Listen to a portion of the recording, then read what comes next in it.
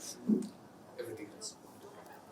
And the student came out and stood against the teaching.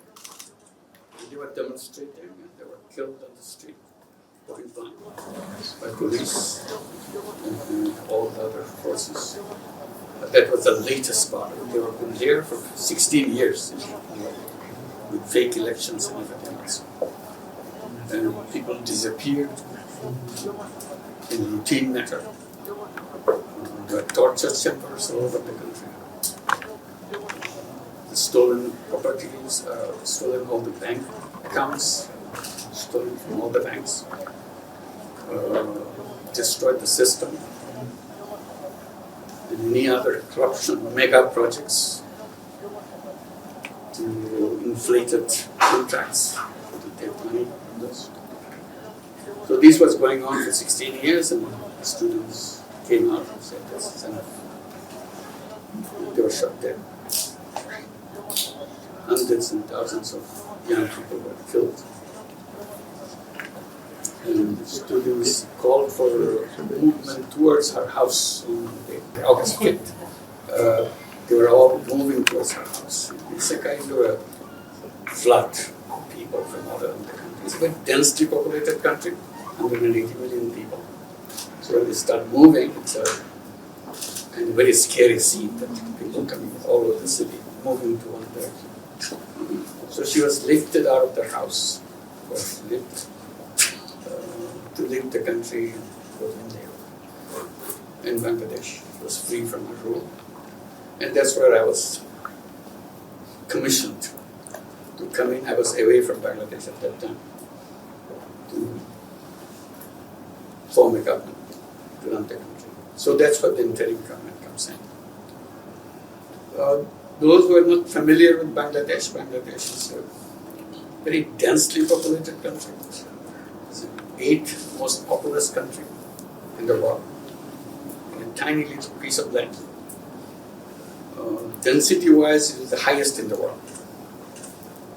So in that tiny piece of land, there are 180 million people and growing.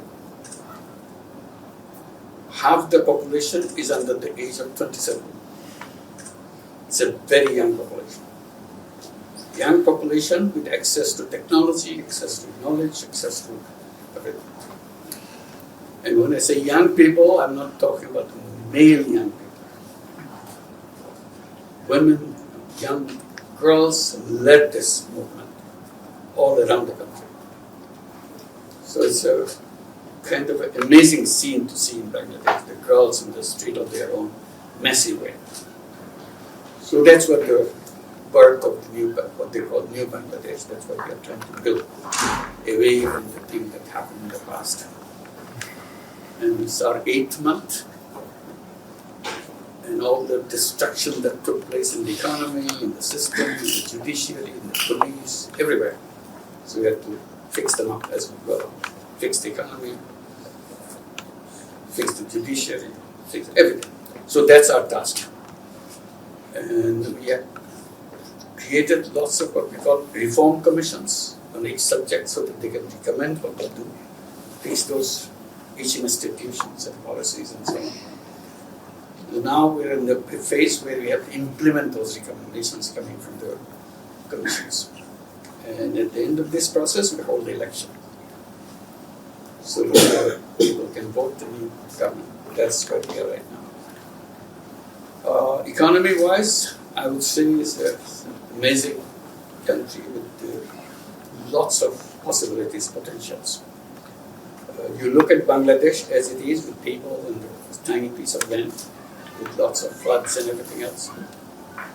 But the amazing thing is we constitute a region with the Nepal in the north and Bhutan in the north, very close to our border, and 7 states of India on our east.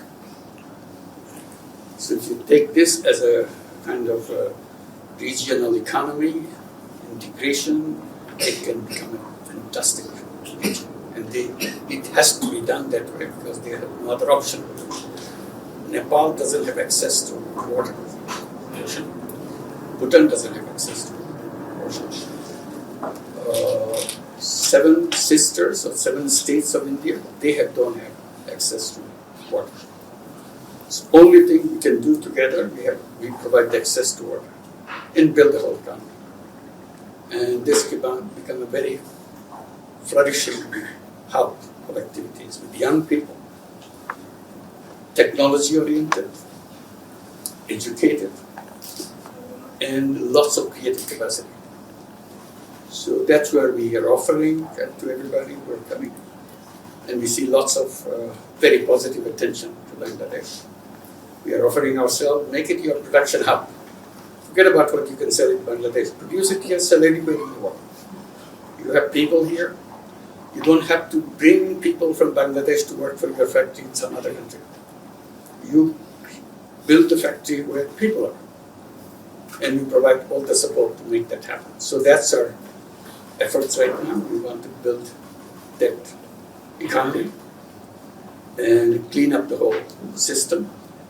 And that's where we are. And we need your attention. Just to look and examine what this is all about. Varieties of things can happen. Relocate your industry where it's happening. Or bring new industry or have a separate industry. Production hub. So we see that we recently had an investor summit. We had a tremendous response from global investors. So this is where we are, and we'll be very happy to invite you and have a look at it, see how we can do it. And, there's young people, millions and millions of young people, with enthusiasm and ambition and creative power, ready to go. That's where we are right now. Thank you very much.